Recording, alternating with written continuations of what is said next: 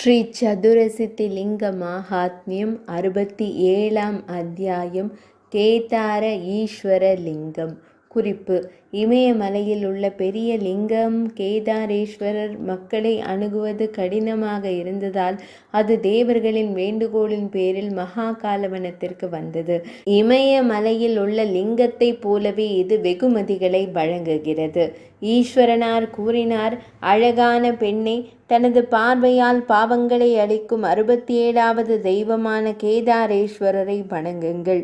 முன்பு படைப்பின் போது தேவர்கள் பனியால் மூடப்பட்டிருந்தனர். அவர்கள் அனைவரும் குளிர்ச்சியால் துன்பம் கொண்டு குழப்பமடைந்தனர். அவர்கள் பிரம்மதேவரிடம் அடைக்கலம் தேடினர். பிரபுவே, பிரபஞ்சத்தின் பிரபுவே, இமயமலையின் பனி கூட்டத்தால் நாங்கள் அனைவரும் துயரப்படுகிறோம். 4 முகங்களை கொண்ட பிரபுவே, பயங்கரத்தால் பாதிக்கப்பட்ட எங்களை காப்பாற்றுங்கள். பிதாமகரே, தமக்கு வணக்கம். தேவர்களின் வார்த்தைகளை கேட்டதும் என் அன்பானவளே, பிரம்மதேவர் கூறினார்: ஈசனார் சங்கரனாரின் மாமனாரான ஹேமமலையால் நீங்கள் துன்புறுத்தப்பட்டீர்கள். உங்களை பாதுகாக்க எனக்கு போதுமான தகுதி இல்லை. இது நான் ஒப்புக்கொண்ட உண்மை. மகாதேவரை தவிர தேவர்களே வேறு எந்த அடைக்கலமும் செல்ல இயலாது. அந்த இறைவன் மட்டுமே நமக்கு அடைக்கலமாக இருப்பார். அவரது கட்டளைப்படிதான் அனைத்து மலைகளும் முன்பு என்னால் படைக்கப்பட்டன. பல்வேறு வகையான படைப்புகள் உருவாகின. இமயமலையும் என்னால் படைக்கப்பட்டது.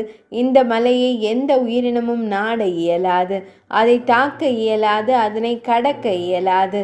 ஆனால் பகவான் மகேஸ்வரர் அதே இமயமலையின் அதிபதி. எனவே தேவர்களே, நாம் அனைவரும் கைலாசத்திற்கு செல்வோம். அங்கு தேவர்களின் இறைவன், பிரபஞ்சத்தின் உள்ளார்ந்த ஆன்மாவுமான மகேஸ்வரர் தங்கி இருக்கும் சிறந்த மலை. இவ்வாறு கூறிய பிறகு பிரம்மதேவர் தேவர்களுடன் என்னை அணுகினார். அவர்களால் பல்வேறு பிரார்த்தனைகள் மூலம் நான் பார்வையிடப்பட்டு கௌரவிக்கப்பட்டு புகழப்படுகிறேன்.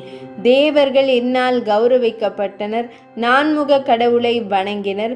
வழிபாட்டிற்கு பிறகு பிரம்மதேவரிடம் அவரது வருகைக்கான காரணம் என்ன என்று நான் கேட்டேன். பிதாமகரே, உங்கள் பணி என்ன?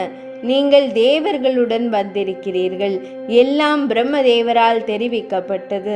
என் அன்பானவரே, எல்லாவற்றையும் நான் கேட்டேன். நான் இமயமலையை அழைத்தேன். பல்வேறு எல்லைகள் நிர்ணயிக்கப்பட்டன. ஹேமமலை, இமயமலை அனைத்து மலைகளின் சக்கரவர்த்தியாக நியமிக்கப்பட்டது.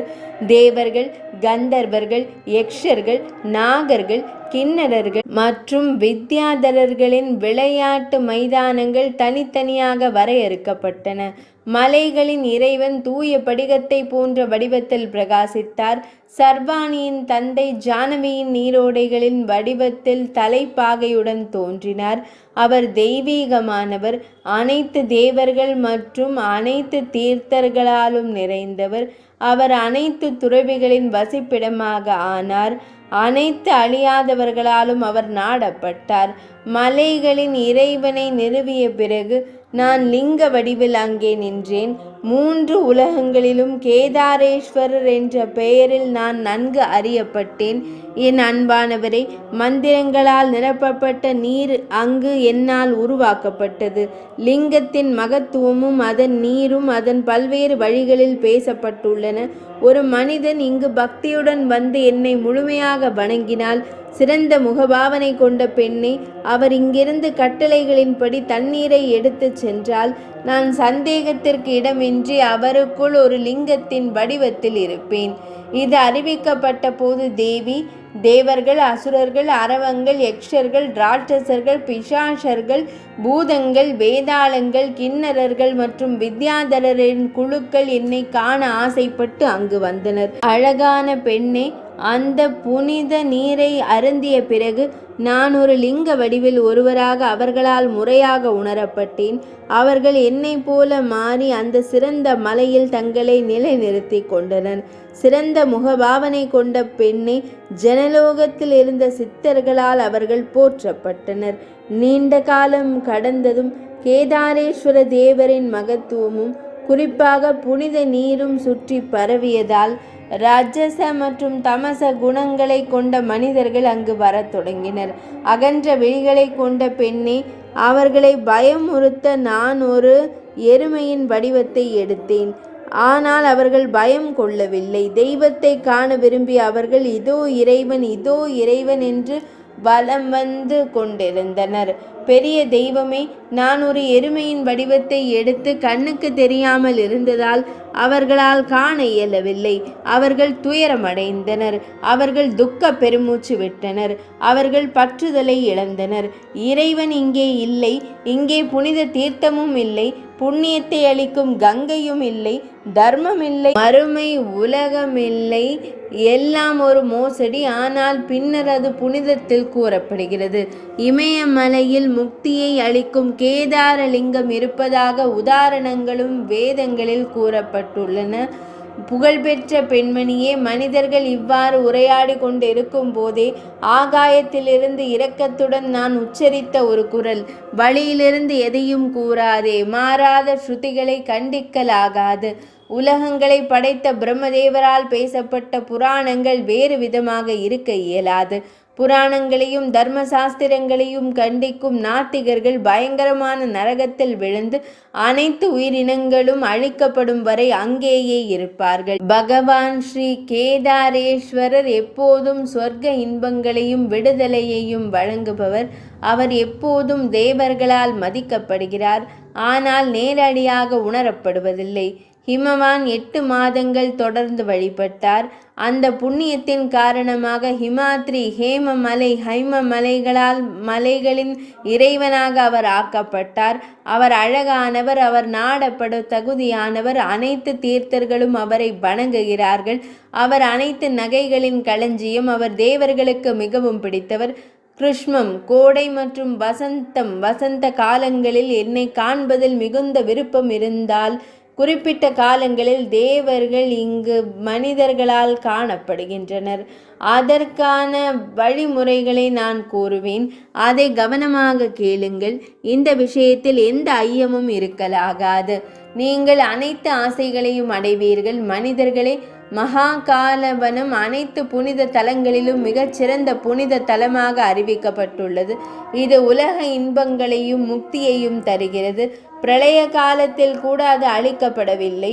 அங்கு உலகங்களின் மீது இரக்கத்தால் சிப்ராவின் புனிதமான மற்றும் அற்புதமான கரையில் ஒரு லிங்கத்தின் வடிவத்தில் நான் வெளிப்படுவேன். சோமேஸ்வர தேவரின் மேற்கில் சிறந்த இடம் உள்ளது. அது நன்கு அறியப்பட்டது. நான் கேதாரேஸ்வரர் என்ற பெயரில் அங்கே இருப்பேன்.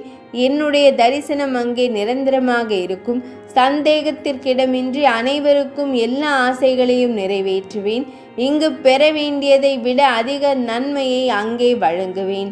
வானத்திலிருந்து எழும் அந்த இனிமையான தெய்வீக குரலை கேட்டு மனதிற்கு மிகுந்த மகிழ்ச்சியை ஏற்படுத்தியது. எல்லா மனிதர்களும் அது உண்மையா இல்லையா என்ற விசித்திரமான சந்தேகத்துடன் மகேஸ்வரரை எண்ணி மகாகாலவனத்திற்கு சென்றனர். சிப்ராவின் புனித நதி நீரில் புனித நீராடிய பின்னர் அவர்கள் சூரியனை நோக்கி கண்டபோது பாவங்களை அழிக்கும் லிங்கம் அவர்களின் பார்வையின் எல்லைக்குள் வந்தது. பின்னர் அவர்கள் மகிழ்ச்சியுடன் கூறினார்கள், இது கேதாரம், அதில் எந்த ஐயமும் இல்லை. அவர் எங்களால் காணப்பட்டார். கங்கை சிப்ராவின் நீரில் நிலைத்திருக்கிறார். பின்னர் அவர்கள் பல்வேறு வகையான மலர்களால் வணங்கினர். சிறந்த முகபாவனை மற்றும் அகன்ற விழிகளை கொண்ட பெண்ணே, அவர்களால் வணங்கப்பட்ட போது நான் அவர்களால் மகிழ்ச்சி அடைந்தேன். அரிதான நிகழ்வுகளில் பெரும் வரங்கள் வழங்கப்பட்டன. கைலாசத்தில் சிறந்த ஓய்விடம் வழங்கப்பட்டது. அதேபோல் அங்கிருந்து திரும்ப முடியாத நித்திய நிலையும் வழங்கப்பட்டது. எனவே தேவர்கள் என்னை கேதாரேஸ்வரர் என்ற பெயரில் குறிப்பிட்டனர். அனைத்து உலகங்களின் மீதும் இரக்கத்துடன் மிகுந்த பக்தியுடன் என்னை வேண்டிக் கொண்டனர். மனிதர்கள் இங்கு வந்து மிகுந்த பக்தியுடன் உம்மை தரிசித்தால் உம்மால் அவர்களுக்கு அதிக நன்மை கிடைக்க வேண்டும். இமயமலையில் உள்ள ஹிமநாத யாத்திரை மூலம் பொதுவாக கிடைக்கும் பலனை மனிதர்கள் எப்போதும் பெறுவார்கள். இங்கு இருக்க எந்த தயக்கமும் தேவையில்லை. பிராமண கொலையாளிகள், மது அருந்துபவர்கள், திருடர்கள், குருவின் படுக்கையை அசுத்தப்படுத்துபவர்கள் அல்லது அனைத்து பாவிகளின் கூட்டாளிகளாக இருந்தாலும் அனைத்து பாவிகளும் உங்களை சந்தித்த பின்னர் அங்கிருந்து திரும்பாமல் பெரிய இடத்திற்கு செல்வார்கள். கேதாரேஸ்வரரை காண்பதன் மூலம் நூற்றுக்கணக்கான சந்திராயணங்களை முறையாக செய்வதன் மூலம் பொதுவாக கிடைக்கும் பலனை பெறுகிறார். கேதாரேஸ்வரர் என்ற தெய்வத்தை மனிதர்கள் காணவில்லை என்றால் அவர்கள் உலகில் மிருகங்கள். அவர்களின் உலக வாழ்க்கை பயனற்றது.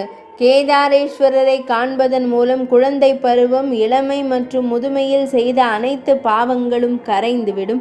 கேதாரேஸ்வர லிங்கத்தை காண்பதன் மூலம் இமயமலை யாத்திரையின் வழக்கமான பலனாக குறிப்பிடப்படும் பலனை பெறுகிறார்கள். அப்போது தேவர்கள் தலை குனிந்து என்னிடம் கேட்டார்கள். நானும் அப்படியே ஆகட்டும் என்று கூறினேன்.